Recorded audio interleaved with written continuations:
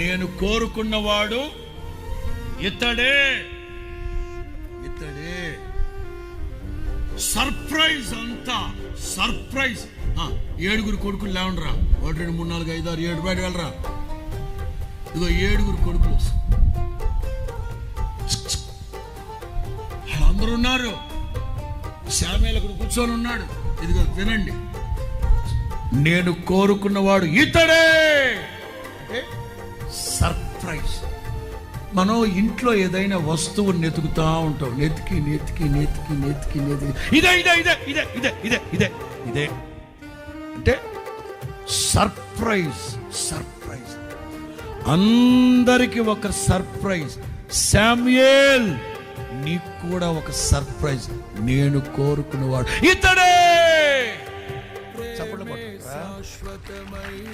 వీళ్ళు స్వప్నాతోళ్ళు, వీళ్ళు 7 మహా స్వప్నాతోళ్ళు, వీళ్ళు 7. 16లో దావీదుకి అభిషేకం జరిగిందా? 17వ అధ్యాయంలో దావీదు యుద్ధాన్ని చూడడానికి వెళ్తాడా? ఈ 7 ఏమంటారు తెలుసా దావీదుని? అరే నువ్వు భలే గర్విష్ఠుడు రే, నీ పెద్ద నాటకాలు ఎక్కువైనాయి రే, నువ్వు నీ ఏషాలు. అబ్బా 16వ అధ్యాయం దేవుడు అభిషేకించాడా? అభిషేకించబడ్డ వాణ్ణి ఏమంటారు చూడండి వాళ్ళు 7. ఇతడే. శామ్యూయేలు ముసలోడు గదిని సొత్తా ఉన్నాడు. వెంటనే ఈ దావీదు ఏం చేయాలి? గురువుగారు అని దండం పెట్టాలి, మోకరించాలి. అవునా కాదా సిస్టర్లు? చెప్పండి. అభిషేక ప్రార్థన అప్పుడు మోకరిస్తే పెద్దవాళ్ళు వీళ్ళు చేయబెడతారు నెత్తి మీద.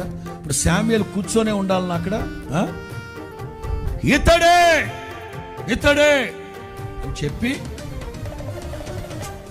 నీవు లేచి ఉందా? నీవు లేచి చదవండి. నీవు లేచి. ఈయన నింపాది కూర్చున్నాడు ఇక్కడ, ఆడే వచ్చి మోకరిస్తాడు లేదు. దేవుడు అక్కడి నుంచి ఇక్కడికి వచ్చాడు. నేను కోరుకున్నవాడు అని చెప్పి శామ్యూయేలు దగ్గరకు వచ్చి నీవు లేచి, అప్పుడు చూడు నీవు లేచి వానిని, నీవు లేచి. ఇందాక ఇతడే అన్నప్పుడు దేవుడు ఎక్కడున్నాడు? అక్కడున్నాడు. చెప్పి ఇక్కడికి వచ్చి వాని సహోదరుల ఎదుట వానిని అభిషేకించు. స్తోత్రం చెప్పండి గట్టిగా.